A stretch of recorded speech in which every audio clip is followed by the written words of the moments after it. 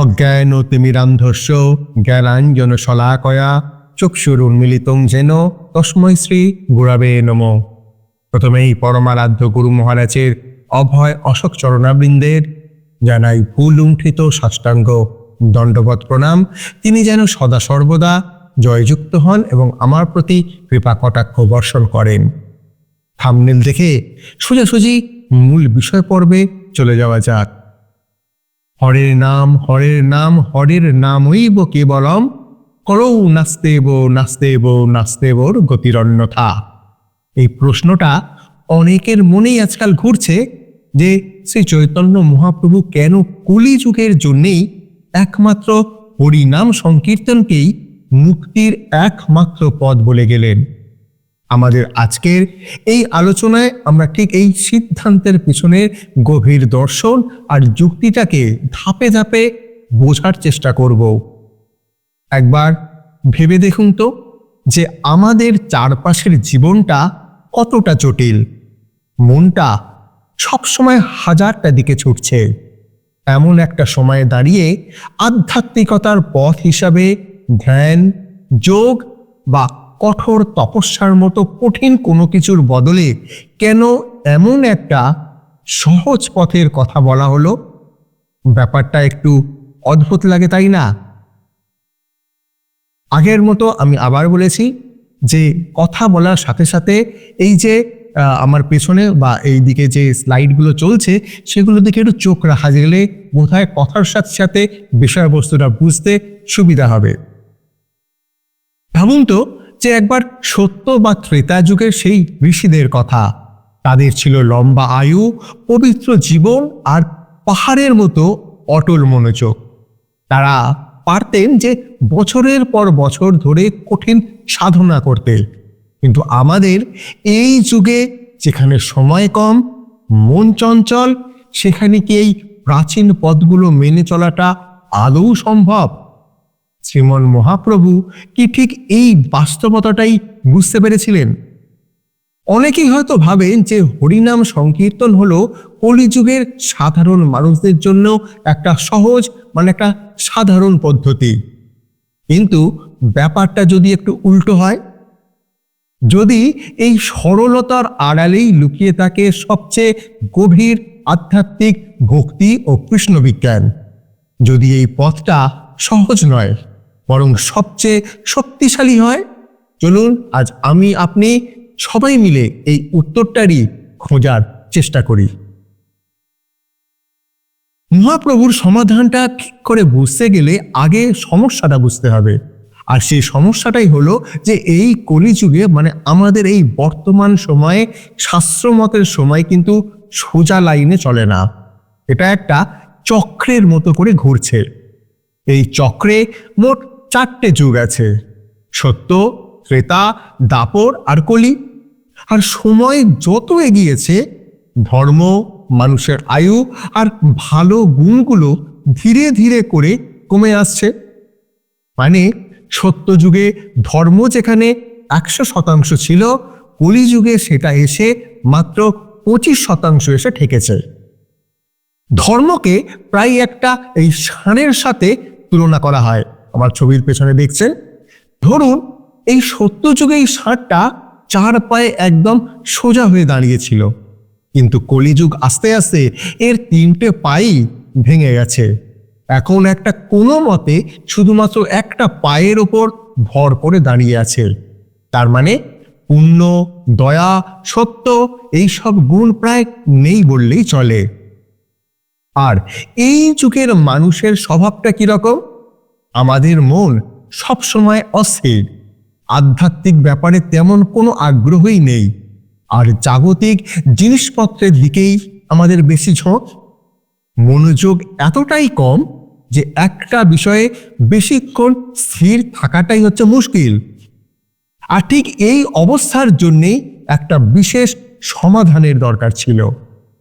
এখন প্রশ্ন হলো যে আগের যুগগুলো যে পথগুলো ছিল সেগুলো এই যুগে কাজ করবে না কেন? এর পেছনে কিন্তু খুব একটা যুক্তিসঙ্গত কারণ আছে। যেমন ধরুন, সত্য যুগের মানুষে হাজার হাজার বছর ধ্যান করতে পারত, ত্রেতা যুগে বিশাল বিশাল যজ্ঞ করার মতো পবিত্রতা আর সামর্থ্য দুটোই ছিল, আর দাপর যুগে ছিল জাঁকজমকপূর্ণ মন্দিরের উপাসনা। কিন্তু কলিযুগে আমাদের না আছে সেই দীর্ঘ জীবন, না আছে সেই শুদ্ধতা, আর না আছে অঢেল সম্পদ। তাই এই পদগুলো আমাদের জন্য একেবারেই বন্ধ হয়ে গেছে। আর ঠিক এই জায়গাতেই স্বয়ং শ্রী চৈতন্য মহাপ্রভুর আবির্ভাব। তিনি শুধু একজন অবতারই ছিলেন না, তিনি ছিলেন স্বয়ং ভগবান। তিনি জীবের উদ্ধারের জন্য জীবের দুঃখ কষ্টটা বুঝতেন, আর তাই তিনি এই যুগে এই যে ভব রোগটা কি সেটা উনি ধরে ফেললেন, আর জীব উদ্ধার আর মঙ্গলের জন্যই একমাত্র নিখুঁত একটা ভব ওষুধও বলে দিয়ে গেলেন। প্রেম বিবর্ত গ্রন্থে মহাপ্রভু একদম পরিষ্কার করে বলে দিয়েছেন, স্ক্রিনে দেখতে পাচ্ছেন, যে কলিযুগের ধর্ম হলো একটাই, শ্রীকৃষ্ণের নাম সংকীর্তন। এর বাইরে আর অন্য কোনো কাজই নেই, কোনো কর্তব্যই নেই।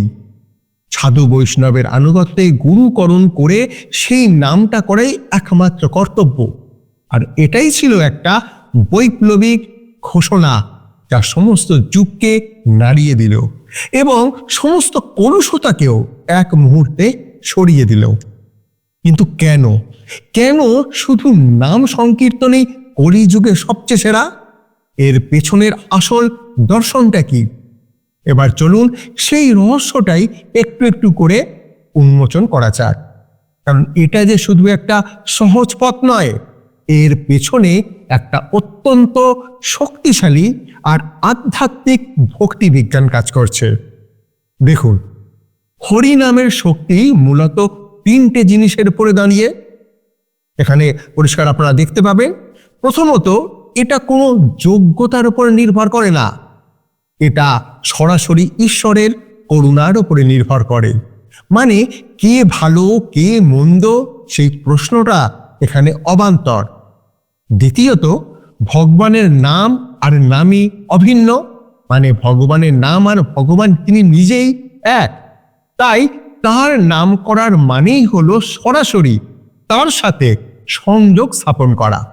আর তৃতীয়ত, এটা সবার জন্য খোলা। এখানে এই সমাজের জাত ধর্ম লিঙ্গ কোনো কিছুরই ভেদাভেদ নেই। যুগের আজ যে পরিস্থিতি, সেটা উনি আজ থেকে 500 বছর আগে কতটা দিগদর্শী না হলে তিনি এই জিনিস অনুধাবনই করতে পারতেন না, কারণ তিনি স্বয়ং ভগবান। এখানে একটা খুব আশ্চর্য ব্যাপার লুকিয়ে আছে। শাস্ত্র বলছে হরিনাম মোটেও অন্য পদগুলোর থেকে কম শক্তিশালী নয়, বরং সত্যযুগের ধ্যান, ত্রেতা যুগের যজ্ঞ আর দাপর যুগের পূজা, এই তিনটে যুগেরই সমস্ত সাধনার ফল একাই এই হরিনাম সংকীর্তনের মধ্যে পাওয়া সম্ভব। এটা যেন একটা ঘনীভূত আধ্যাত্মিক শক্তির মতো। মহাপ্রভু নিজের জীবন থেকে এর একটা খুব সুন্দর প্রমাণ পাওয়া যায়। একবার একাদশী তিথিতে তার কাছে মহাপ্রসাদ এসেছিল। তিনি একাদশী ব্রত ভাঙলেন না, আবার প্রসাদেরও অসম্মান করলেন না। তিনি প্রসাদকে মাথায় ঠেকিয়ে প্রণাম করলেন এবং যত্ন করে রেখে দিলেন, আর সারা দিন রাত ধরে নাম সংকীর্তন করলেন। পরের দিন সকালে সেই প্রসাদ গ্রহণ করলেন। এই ঘটনাটা একদম চোখে আমাদের আঙুল দিয়ে দেখিয়ে দেয় যে মহাপ্রভুর কাছে বাকি সব নিয়মের ওপরে ছিল হরিনাম। তাহলে পুরো আলোচনাটা থেকে আমরা কি বুঝতে পারলাম? মহাপ্রভুর এই সিদ্ধান্তগুলো হঠাৎ করে নেওয়া কোনো সিদ্ধান্ত ছিল না। এর পেছনে ছিল গভীর শাস্ত্রীয় জ্ঞান, যুগের বাস্তবতাকে বোঝা আর সমস্ত জীবের প্রতি তার অপার করুণা, কারণ তিনি স্বয়ং ভগবান। সুতরাং আসল কথাটা হলো যে হরিনাম সংকীর্তন একটা নিখুঁত জীব উদ্ধারের পদ্ধতি। এটা আমাদের এই কলিযুগের চঞ্চল মন আর আধ্যাত্মিক দুর্বলতার জন্যে সবচেয়ে উপযুক্ত, সবচেয়ে কার্যকরী আর সবচেয়ে করুণাময় পথ। এটা একই সাথে যেমন সহজ তেমন অবিশ্বাস্য রকম শক্তিশালী। আর এই শেষ পর্যায়ে সমাধান দিয়েই আজকের আমাদের আলোচনাটা শেষ করব। হয়তো আধ্যাত্মিকতার সবচেয়ে বড় সত্যটা কোনো কঠিন বা দুর্গম পথের শেষে লুকিয়ে থাকে না, হয়তো সেটা থাকে আমাদের বিশ্বাসে, আমাদের শ্রদ্ধায়, আমাদের ঠোঁটের ডগায়, হয়তোবা আমাদের প্রতিটা নিঃশ্বাসের সাথেই লুকিয়ে আছে ভগবানের সেই পবিত্র নাম, হরিনাম এবং হরিনাম সংকীর্তন। ভিডিওটা কেমন লাগলো অবশ্যই আমি সচিনন্দন আমাকে কমেন্ট করে জানাতেই পারেন। আর এই রকম ভিডিও নিয়ে আমি আপনাদের সামনে আবার উপস্থিত হওয়ার চেষ্টা করব। ততদিন সুস্থ থাকুন, ভালো থাকুন, আর কৃপা করবেন আমাদের যেন হরিভক্তি হয়, কৃষ্ণ পাদ পদ্মে মতি থাকে, গুরু ভক্তি অটুট থাকে। জয় অনন্ত কোটি বৈষ্ণব বৃন্দের জয়, জয় আকর মহারাজ মায়াপুর শ্রী চৈতন্য মঠের জয় এবং তৎশাখাসমূহ সমস্ত গৌরীয় মঠের জয়। হরে কৃষ্ণ।